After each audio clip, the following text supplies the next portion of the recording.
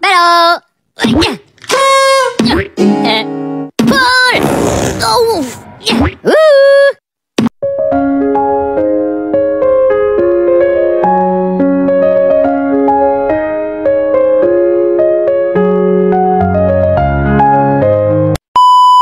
Ya.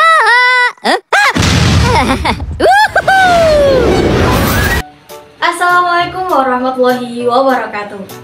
Perkenalkan, nama saya Cici Amalia Rahma, NIM 220321114, Program Studi Pendidikan Bahasa dan Sastra Indonesia, Universitas Islam Darul Ulum Lamongan.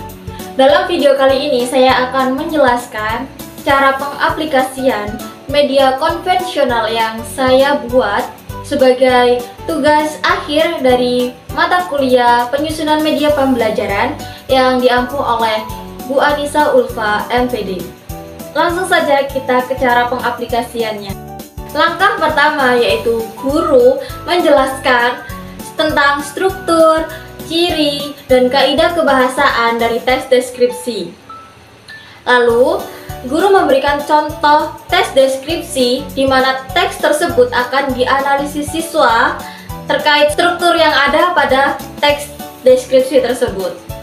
Setelah analisis tes deskripsi yang diberikan oleh guru membagi siswa menjadi beberapa kelompok kecil. Setiap kelompok mendapatkan LKPD, di mana LKPD tersebut berisi tentang langkah kerja yang harus diikuti oleh siswa. Nah, langkah kerja ini berkaitan dengan media konvensional yang telah saya pilih, yaitu Kadera, kotak deskripsi rupa rasa. Bukan hanya itu, setiap siswa mendapatkan tes deskripsi di mana struktur tes deskripsi ini sudah saya acak dan siswa harus menganalisis paragraf mana yang masuk ke dalam identifikasi, deskripsi bagian, dan penutup. Di LKPD ini bukan hanya petunjuk penggunaan saja, tapi terdapat teka-teki silang yang harus dipecahkan setiap kelompok. Nah, untuk teka-teki silang ini akan dibahas bersama setelah semua bagian-bagian pada Kadera ini terselesaikan. Setelah mendapatkan LKPD, guru memberikan waktu kepada siswa untuk mendiskusikan jawaban dari LKPD yang telah diberikan dan tes deskripsi yang telah diberikan oleh guru.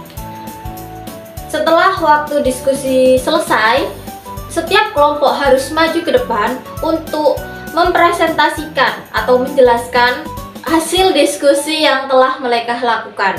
Pertama, yaitu siswa harus menjelaskan hasil analisis terkait tes deskripsi yang telah diacak strukturnya di depan kelas.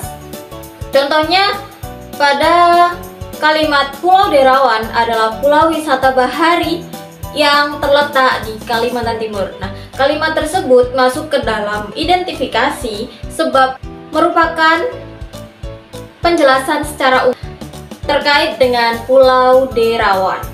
Selanjutnya yaitu paragraf Pulau Derawan memiliki pasir putih yang lembut dan air laut berwarna biru jernih. Paragraf tersebut terdapat penjelas di mana kalimat penjelas merupakan bagian dari deskripsi bagian karena menjelaskan tentang Pulau Derawan. Setelah itu paragraf terakhir dan kalimatnya berbunyi, Pulau Derawan adalah surga wisata bahari yang memadukan keindahan alam dan pelestarian lingkungan. Keasrian pulau ini menjadi magnet bagi wisatawan yang mencari pengalaman alam tropis yang autentik dan menenangkan. Paragraf ini masuk ke dalam penutup.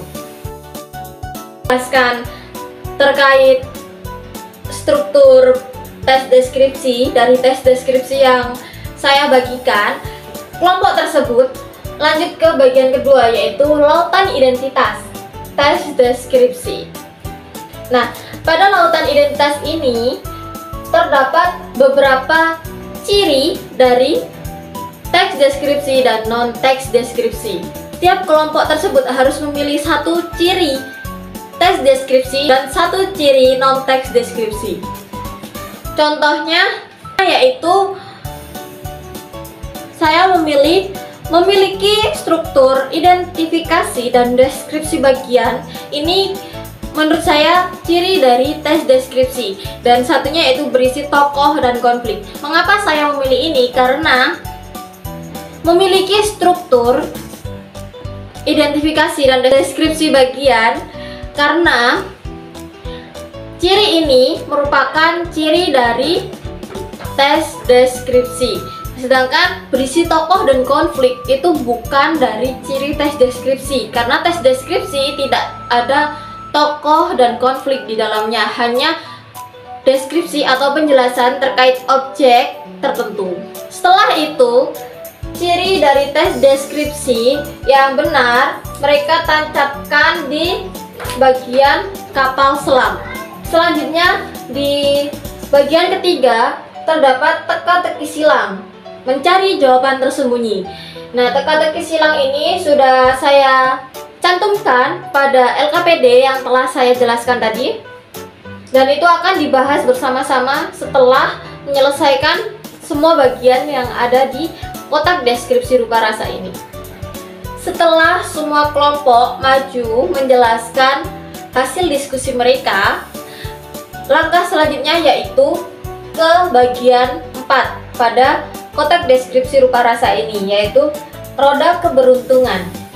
Nah, pada roda keberuntungan ini terdapat angka 1, 2, 3, dan jackpot.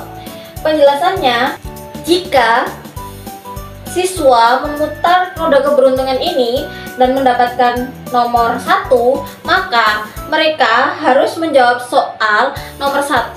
Dan jika mereka dapat menjawab, maka mereka akan mendapatkan poin sebesar 10 poin.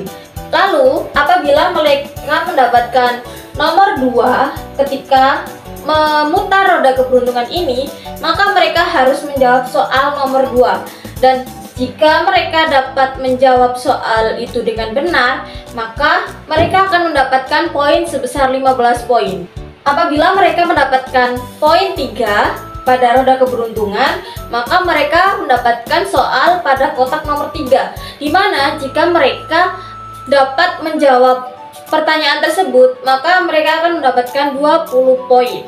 Dan apabila mereka mendapatkan jackpot, maka mereka akan mendapatkan poin sebesar 5 poin secara cuma-cuma tanpa menjawab soal apapun.